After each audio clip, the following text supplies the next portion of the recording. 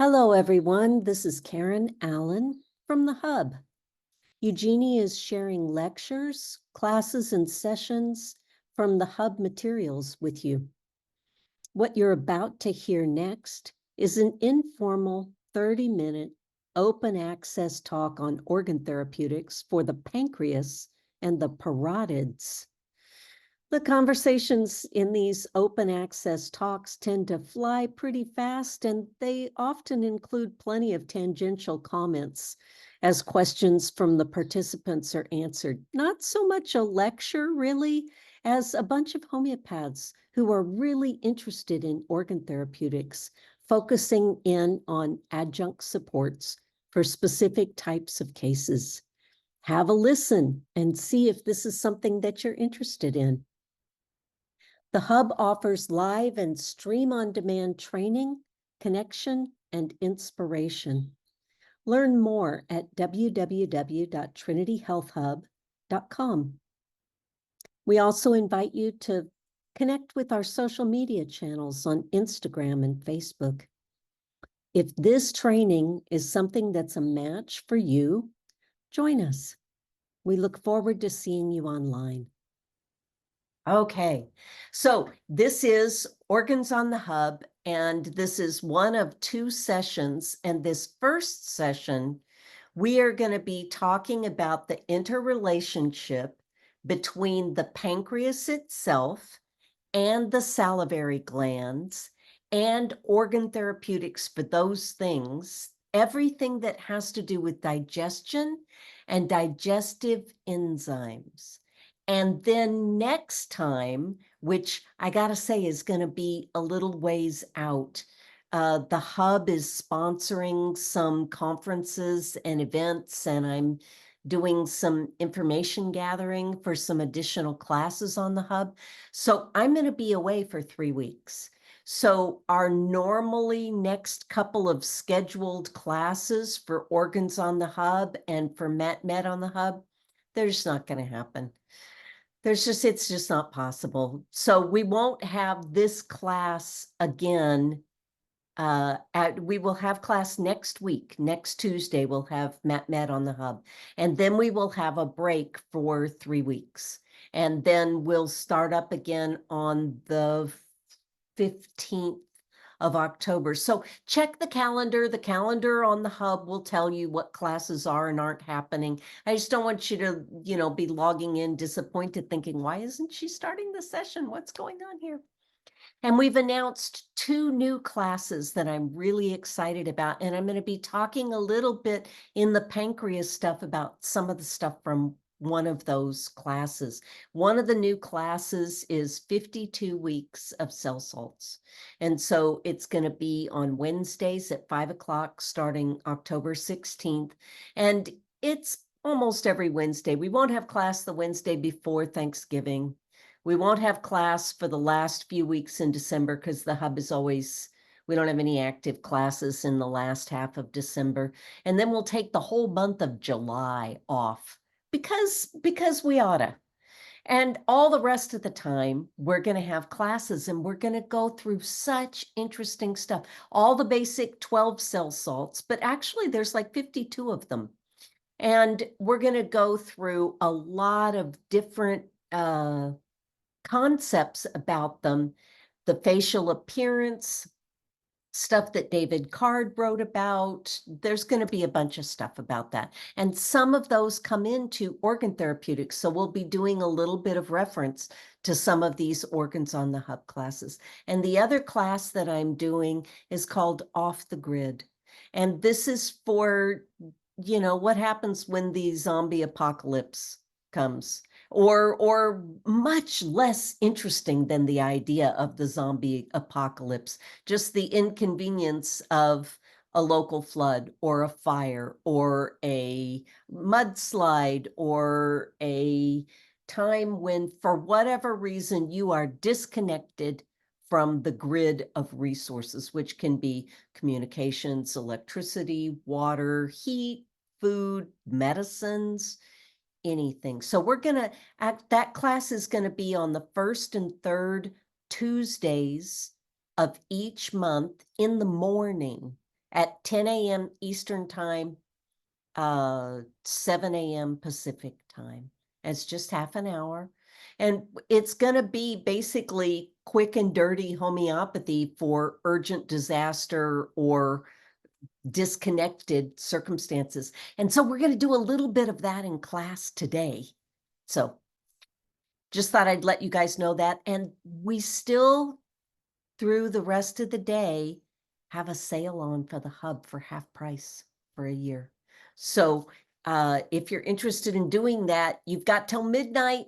So, hop in if you would like to. Okay, so now we're actually going to talk about the pancreas.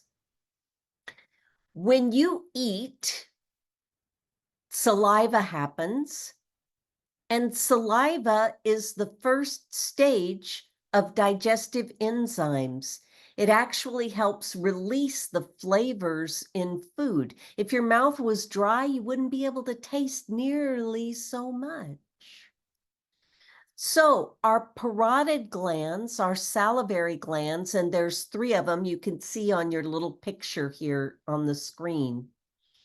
There's the ones right back here, and then 2 of them that are underneath here. And they're the ones down here put saliva out under your tongue, and the ones back here put saliva in through the insides of your cheek. And saliva is an incredibly complex substance. It has bicarbonates, it has digestive enzymes, and we are learning more and more. It has growth factors that serve nerves, skin, gut, all kinds of repair. It's in your saliva. Who friggin' knew? So that's very cool. And we want all of this to function very well. When we look at the upper part of the GI tract, what we're seeing there is the function of breakdown originally with saliva, and then it gets into our stomach and it develops, the stomach mashes it all up with a bunch of other stuff that's called, and after it gets all mashed up, it's called chyme, C-H-Y-M-E, which is all the goo from your stomach and the hydrochloric acid, and your stomach is massaged it all, and now it's goo. And as that is exiting toward your intestines, your pancreas gets involved. And your pancreas starts excreting digestive enzymes. And this is where your pancreas is an exocrine gland. It's getting rid of stuff. It's putting things out into the body. And your gallbladder also has a little tube in there that's letting bile go into your guts. Okay, so why do we need that stuff? What if our pancreas stopped excreting those enzymes? What would happen in our gut?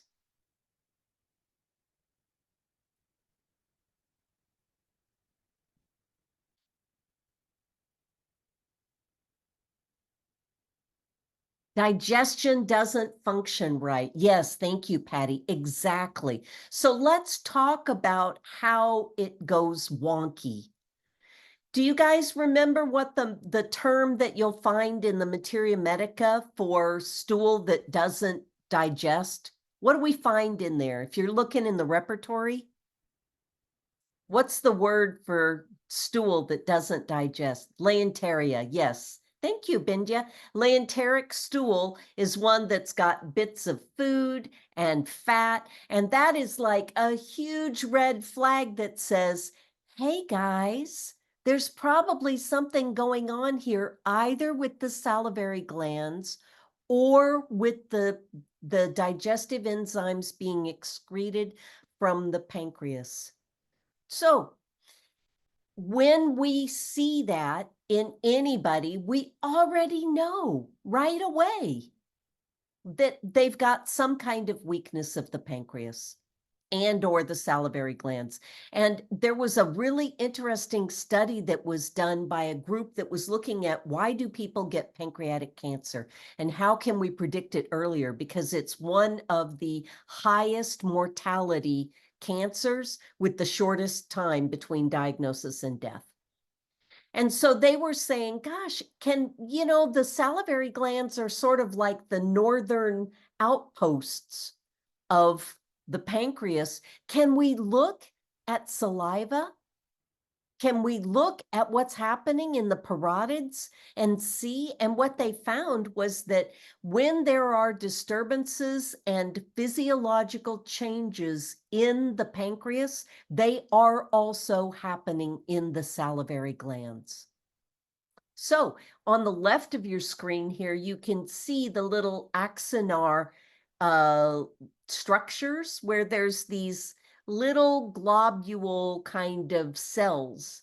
They're little wads of things that produce and excrete, and they're associated with ducting.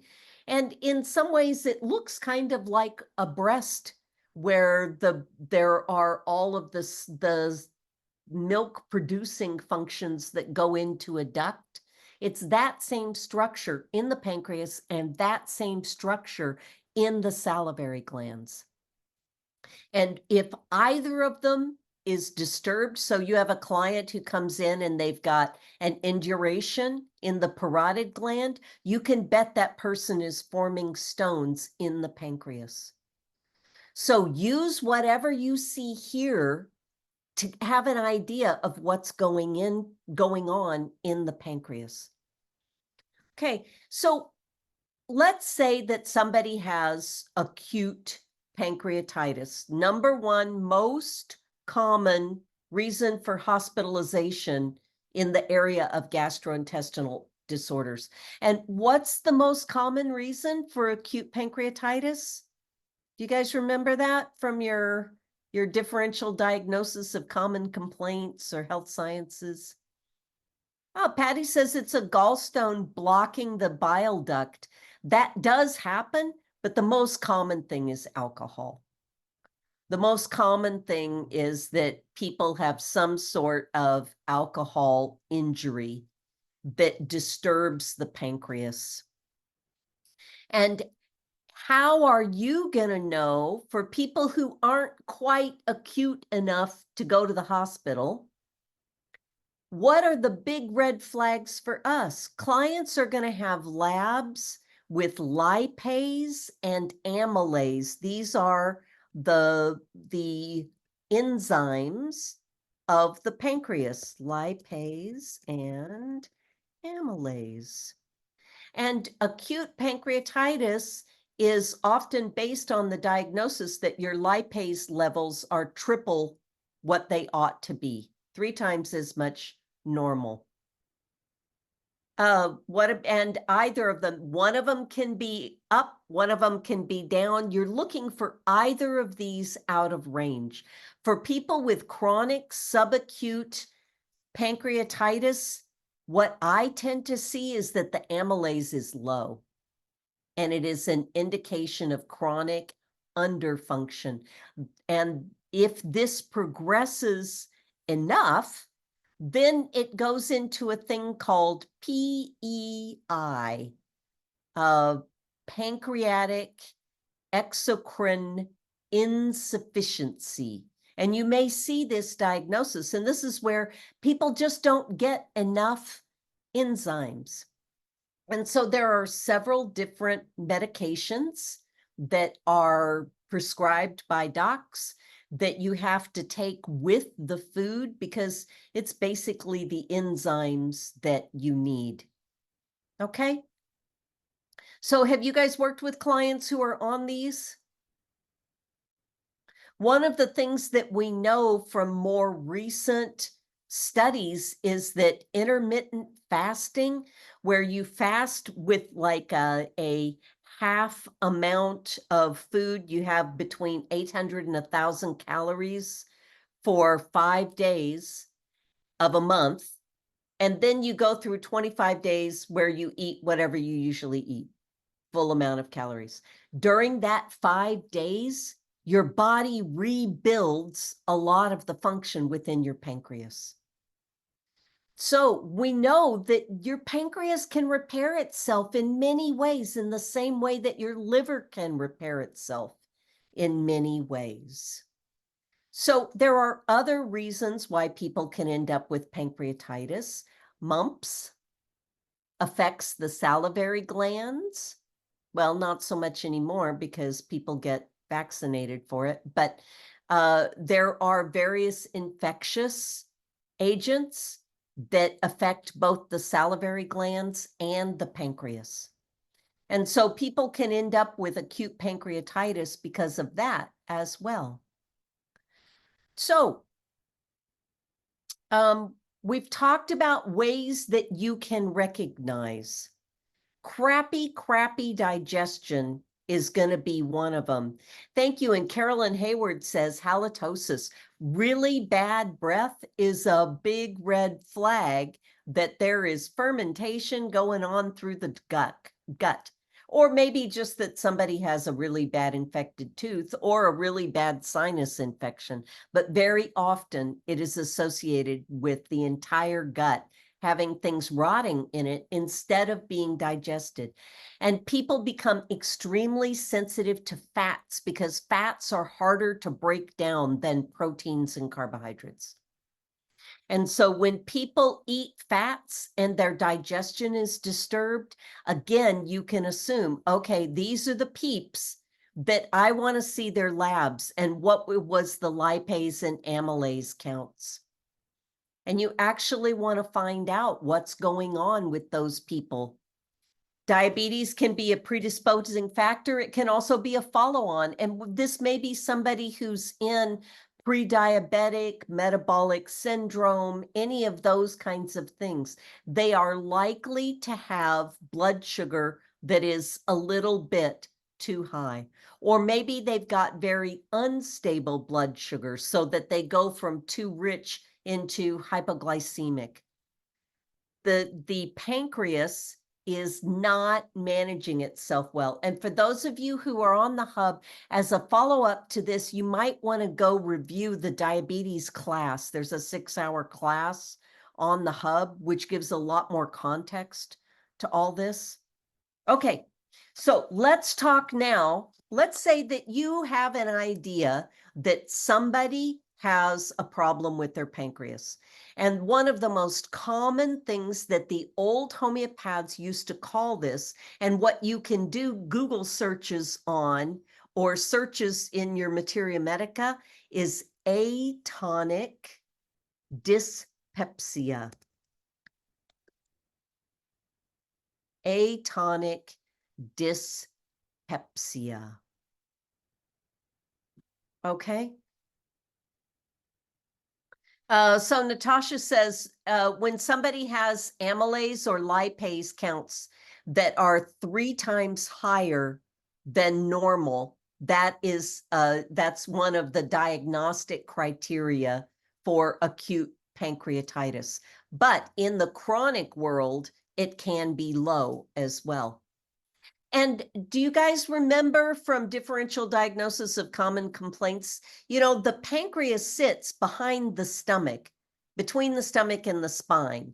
And it's sort of wrapped around there, down south of the liver, behind the stomach. And when people have pancreatic pain, when they have it, it's a very specific ouchie kind of pain. And it can be absolutely severe, and it extends from the center of the body into the back. And if the person leans forward, the pain is relieved. When you see that, you know it's not stomach pain. You know it's not liver pain. You have a really strong idea that it's pancreatic pain. So you want to be asking these people who have this severe hypochondrial pain, does it get better when you lean forward? And if it's better when they lean forward, then they're in good shape. Okay, so let's talk about remedies. The first thing that I want to talk about today is pancreatinum. Do you guys know this remedy, pancreatinum?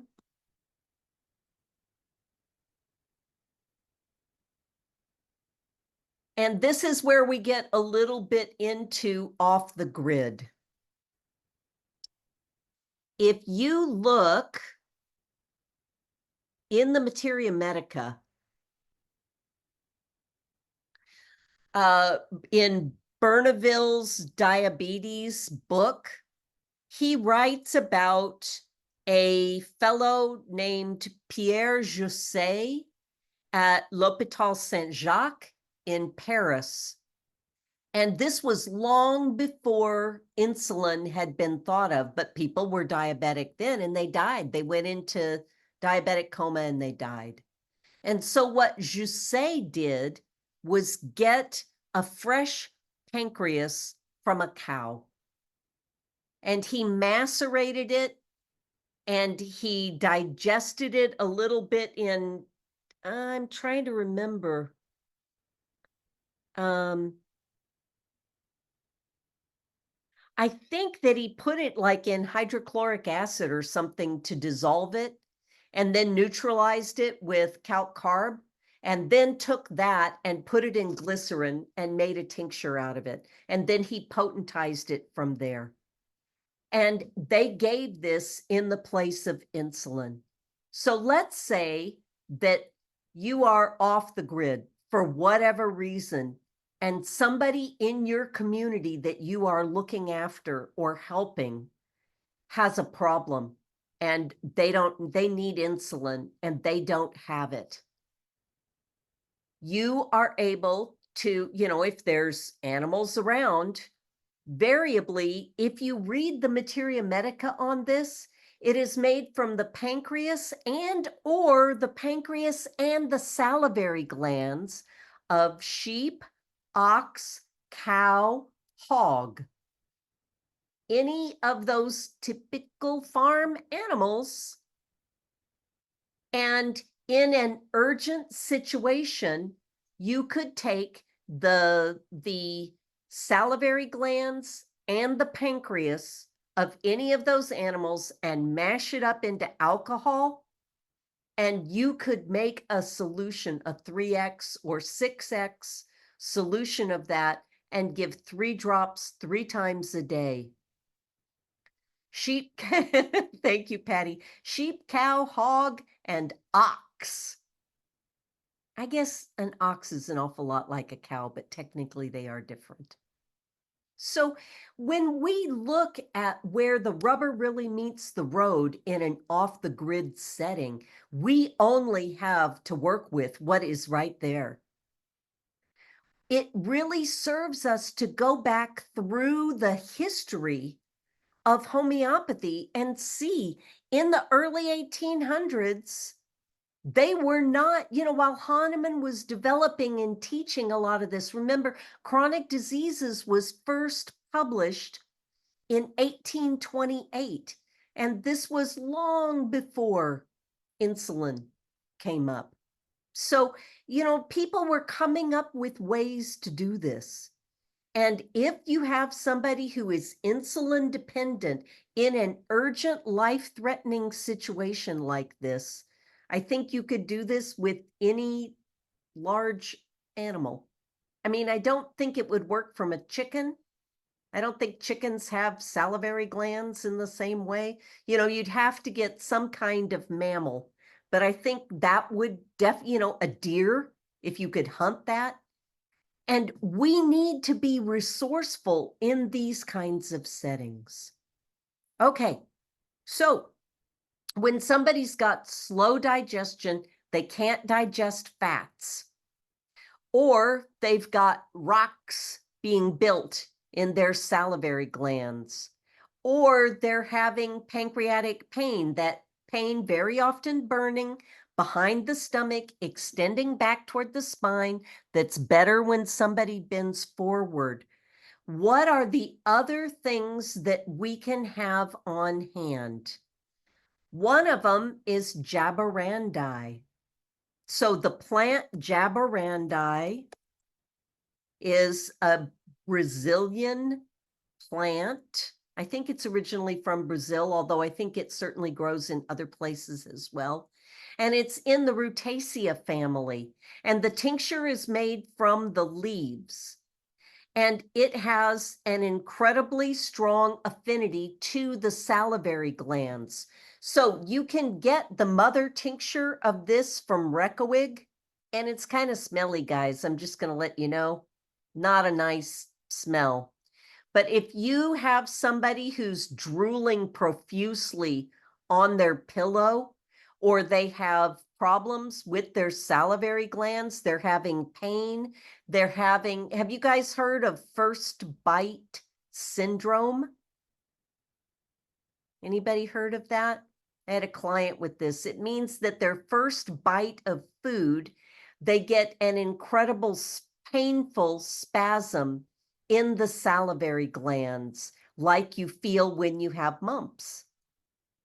And this gal, after she had gotten through the first couple of bites, she was fine and her salivary glands were okay. But the first few bites of food were horribly painful. And she had 2 drops of jabarandi in some water about 10 minutes before she ate, and it resolved it. And then we went on and we worked with a chronic remedy for her. But this was her short-term organ support for those salivary glands.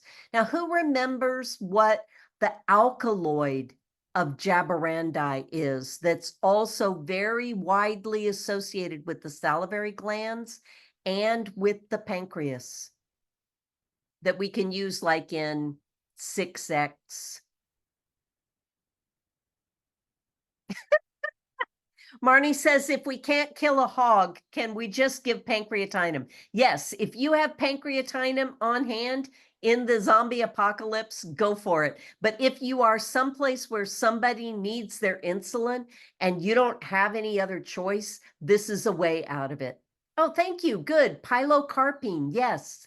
So pilocarpine is the alkaloid of jabarandi, and it is an excellent organ support for the pancreas and for the salivary glands when there is difficult digestion. So what's another remedy that we often think of when people don't digest food well? They have a lot of cramping, they're aggravated by fats. What about just good old Nux vomica? Oh, thank you. Pulsatilla. Right. So these are the 3 remedies right around. If you have a circle with pancreatinum, jabarandi, and pilocarpine in it, the remedies that just surround that: Nux vomica, pulsatilla, iodum, and iris versicolor. What do we usually know iris versicolor for? Migraines, right, where there's loss of vision.